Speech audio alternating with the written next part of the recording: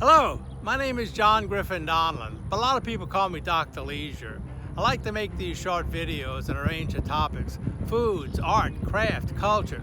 I like to make these short videos and I hope you like watching them. But if you don't, well, that's fine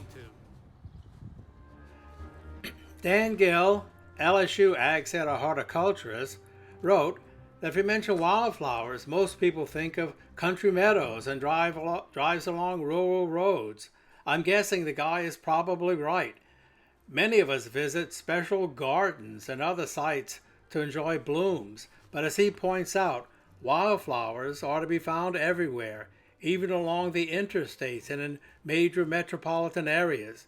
Spring wildflowers delight the eye in the most unexpected places, from cracks in the pavement to the banks of drainage ditches.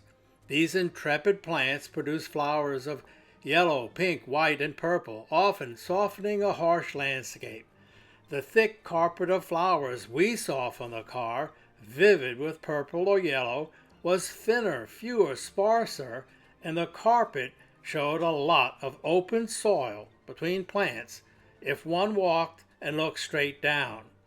We wrote from time to time about the abundance of wildflowers in Louisiana and the program to cultivate and enjoy the colorful addition to the landscape.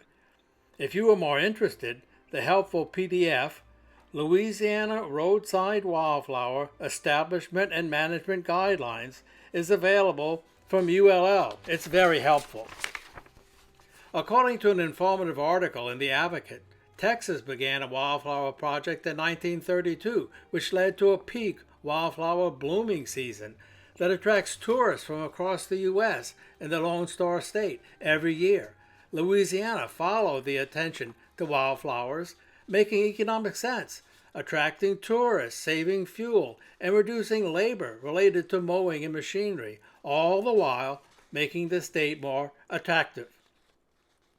Since plants can't move about generally, they rely on help from animated friends, animals, water, wind, or my favorite, winged critters, to distribute their seeds. Seed characteristics determine pretty much how things take place, predictably, including because they cross a lot of distance in short periods of time. Birds might be called the heavy lifters of seed dispersal. As birds flutter, eat, land, and leave, they'll accidentally batter some seeds about, distributing them willy-nilly near the plant. Some birds, such as jays, store food to eat later. Some of it is lost in transit or left behind to perhaps germinate. Some plants have evolved their dispersal strategies to become dependent on birds.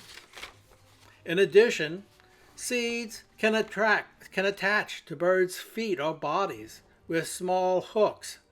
This is known as adhesive seed dispersal or epizoochory.